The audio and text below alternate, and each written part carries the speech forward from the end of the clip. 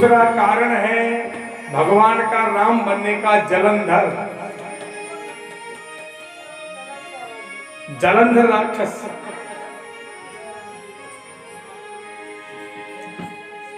जलंधर का जन्म कैसे हुआ आप लोगों को मालूम है? ये शिव पुराण की कथा है, ये रामायण की कथा नहीं है। किसकी कथा है? सुनाओ क्या? सुना दे, पर शाम को फिर 4 बजते ही भगना मत। हाँ, राम जन्म करके ही जाना। सुनाओ, प्रेम से बोलो जय श्री राम। कि शंभु की संग्राम अपारा, धनुज महाबल मरहि न मारा। देवराज इंद्र और देवताओं के गुरु कौन है? बृहस्पति। एक बार देवराज इंद्र और बृहस्पति गुरु के मन में अभिमान आ गया।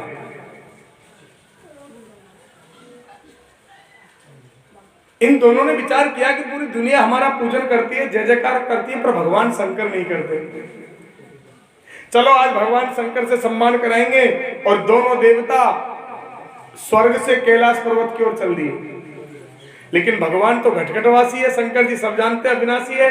पता चल गया कि देवराज इंद्र और गुरु बृहस्पति आ रहे हैं, तो अवधूत रूप में ये कैलाश के रास्ते में खड़े हो गए।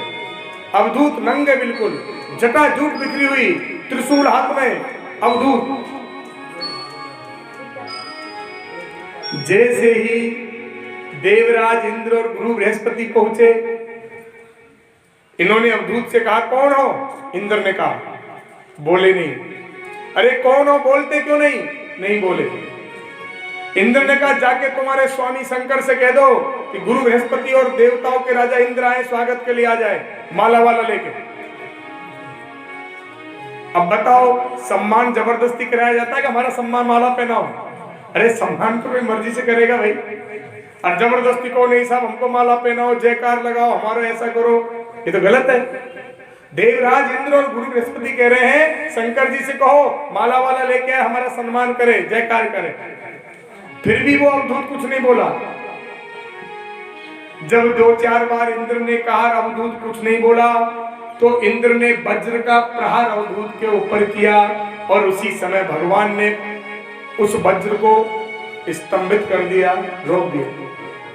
लेकिन जैसे ही वज्र का प्रहार किया, उसी समय भगवान शंकर जो अवधूत के रूप में थे, क्रोध आया और उनकी आंखों से एक ज्योति निकली जो भगवान के हाथ में आ गई।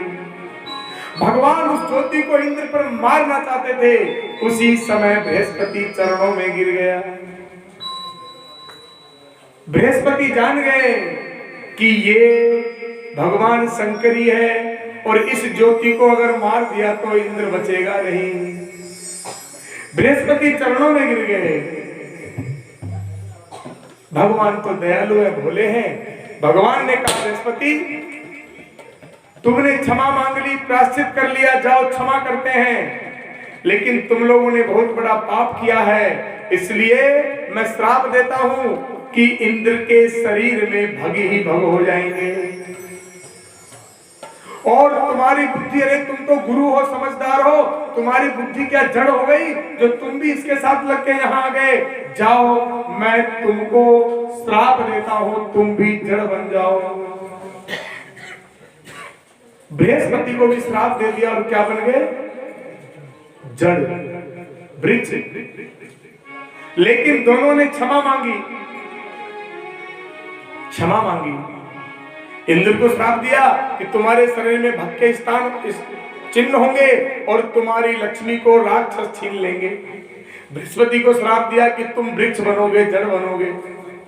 लेकिन जब दोनों ने क्षमा मांगी तो भगवान प्रसन्न हो गए और इंद्र से कहा कि तुम्हारी लक्ष्मी तो दैत्य छीनेंगे, लेकिन अब तुमने क्षमा मांग ली तो आशीर्वाद देता हूं कि भगवान स्वयं आकर तुम्हारा धन वैभव वापस तुमको दिलाएंगे।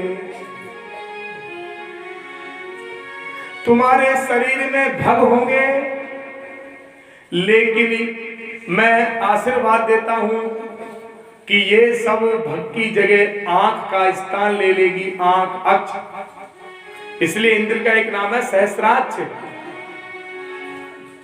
और जब इंद्र की धन वैभव सब बलि ने छीन लिया तो स्वयं भगवान वामन बनकर आए और बलि को वापस दिलाया। अब बृहस्पति को दे दिया जड़, तो जड़ तो बनना है, पर अब क्षमा मांग ली तो आशीर्वाद दिया कि तुम जड़ तो बनोगे, लेकिन मेरे आशीर्वाद से जड़ बनने के बाद भी तुम सर्व पूज्य होंगे, तुम पूजे जाओगे। और तुम्हारे जो जड़ बनोगे, वृक्ष बनोगे, उस वृक्ष में जो फल आएगा, दुनिया के सभी फलों में कीड़े पड़ जाएंगे, पर तुम में जो फल आएगा उसमें कभी कीड़ा नहीं पड़ेगा। बृहस्पति जी वो वृक्ष बनकर आ गए। कौन सा? केले का। ये जो केले का वृक्ष है ये बृहस्पति का ही रूप है, इसीलिए बृहस्पतिवार के दिन केले की पूजा होती है। और सभी फलों में कीड़े लग जाते हैं, पर केले में कभी कीड़ा नहीं लगता है। केले के फल में कभी कीड़ा पड़ते देखा है क्या? लेकिन अब वो जो नेत्र ज्योति निकली उसको क्या करें? ये तो जहां छोड़ेंगे तबाह कर देगी। तो भगवान शंकर ने उसको समुद्र में फेंका। समुद्र में गिरते ही, जल के संपर्क आते ही वो एक बालक बन गया, रोने लगा। ऐसी आवाज निकली, पूरा ब्रह्मांड उसकी गर्जना से कांप उठा। उसी समय ब्रह्मा जी आए, समुद्र ने बालक ब्रह्मा जी की गोद में दिया, तो बालक दुष्ट था, ब्रह्मा जी की दाढ़ी पकड़ ली। अब ब्रह्मा जी दाढ़ी छुड़ा रहे हैं, पर जोर से खींची तो ब्रह्मा जी के नेत्रों में अश्रु यानी जल बहने लगा। समुद्र ने कहा महाराज इसका नामकरण करो। ब्रह्मा ने कहा इसने मेरी आंखों से जल निकाल दिया, इसलिए इसका नाम जलंधर होगा। होगा जलंधर। ये जलंधर बड़ा हुआ तपस्या की। काल नेमी की एक कन्या है जिसका नाम है वृंदा, उसके साथ इसका विवाह हो गया।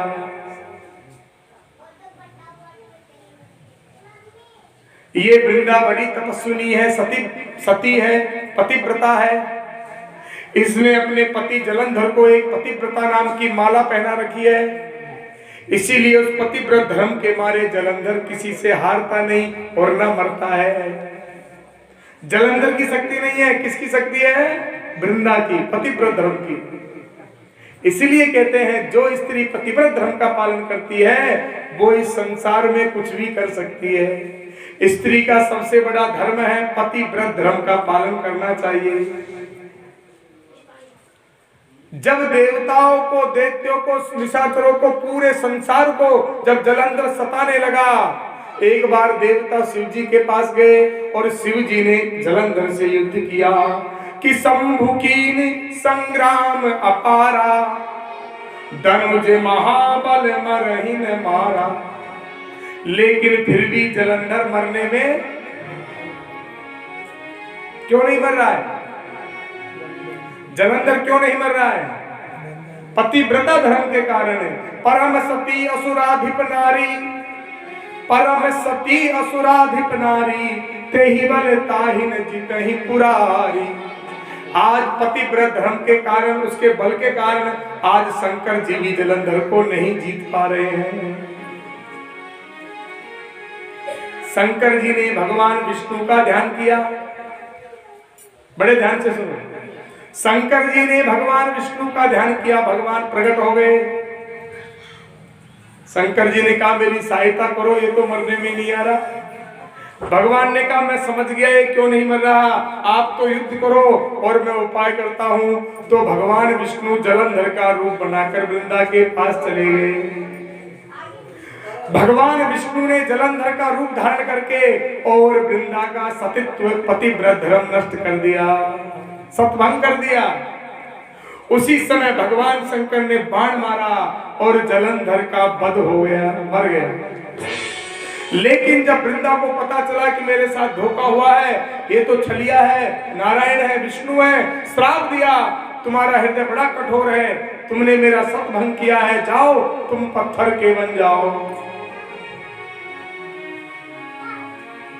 भगवान ने भी श्राप दे दिया तुम मुझे क्या पत्थर बनाती हो, तुम भी वृक्ष बन जाओ। तो भगवान विष्णु तो नारायण तो बन गए शालिग्राम और वृंदा बन गई तुलसी। भगवान विष्णु ने कहा मैं तुमसे इतना प्रेम करूंगा, मैं तुम्हारे बिना नहीं रहूंगा। इसीलिए शालिग्राम तुलसी हमेशा साथ में रहते हैं। कभी भी शालिग्राम से तुलसी को अलग नहीं करना चाहिए। अगर आप शालिग्राम की पूजा करो तो हमेशा तुलसी जरूर रखनी चाहिए। शालिग्राम तुलसी का विवाह भी कराना चाहिए। उसी समय शंकर प्रकट हो गए और जैसे ही वृंदा ने शंकर जी को देखा, क्रोध में तो थी, शंकर को दिया श्राप,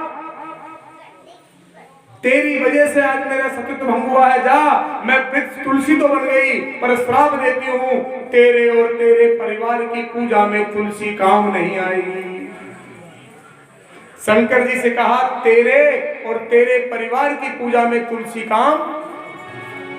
शंकर जी का परिवार कौन है? गणेश जी। तो गणेश जी को तुलसी नहीं चढ़ती है, नहीं चढ़ानी चाहिए। माता जी को भी तुलसी नहीं चढ़ती, नहीं चढ़ानी चाहिए। शंकर जी को भी तुलसी नहीं चढ़ानी चाहिए। भगवान सूर्य को श्राप दे दिया वृंदा ने। अरे तुम क्या देख रहे थे खड़े खड़े, तुमको शर्म आनी चाहिए। मेरा सतीत्व भंग हुआ, तुम देखते रहे। मैं श्राप देती हूं कि सूर्य के बार के दिन कोई मुझे स्पर्श नहीं करेगा। अगर किसी ने मुझे स्पर्श कर लिया तो घोर पाप की नरक में जाना पड़ेगा। उसी दिन से रविवार को तुलसी स्पर्श करना मना हो गया। और श्राप दिया भगवान को वृंदा ने, आज तुमने मेरे साथ छल किया है, तुमने मेरे पति को मारा है। मैं भी श्राप देती हूं कि तुम्हारी पत्नी को भी जलंधर ही हरण करेगा और छल से ले जाएगा। लेकिन वृंदा ने भगवान से हाथ जोड़ के कहा कि मैं तुलसी बन गई, आप शालिग्राम बन गए, जो कुछ हुआ, पर मैं ये चाहती हूँ कि मेरे पति को आपने मार तो दिया, पर मैं चाहती हूँ कि मेरा पति भी हमेशा मेरे साथ रहे। कोई ऐसा उपाय करो जिससे मेरा पति हमेशा मेरे साथ रहे। भगवान विष्णु ने कहा चिंता मत करो, जलंधर का शरीर समुद्र से उत्पन्न हुआ है और समुद्र में समा गया। लेकिन उस जलंधर के शरीर से एक शंख नाम की आकृति बनेगी जो हमेशा तुलसी और शालिग्राम के साथ रहेगा। पता चल गया शंख कहां से बना है? जलंधर के शरीर से बना है। इसीलिए शंख में भी तुलसी रखनी चाहिए। और जहां शालिग्राम तुलसा की पूजा होती है वहां शंख जरूर होना चाहिए। आज वही जलंधर रावण बन के आया और भगवान राम बन के आए। और आज जलंधर ने, जैसे भगवान नारायण ने वृंदा से छल किया, आज रावण ने छल करके और सीता माता का हरण कर लिया। तो दूसरा कारण समझ में आ गया कि तहां जलंधर रावण भयो, रनहति राम परम पद गयो। तासु श्राप हरि दीन प्रमाणा, कौतुक निधि कृपाल भगवान। ये वृंदा के श्राप से आज जलंधर ही रावण बन के आया और मेरे परमात्मा राम बन करके आए।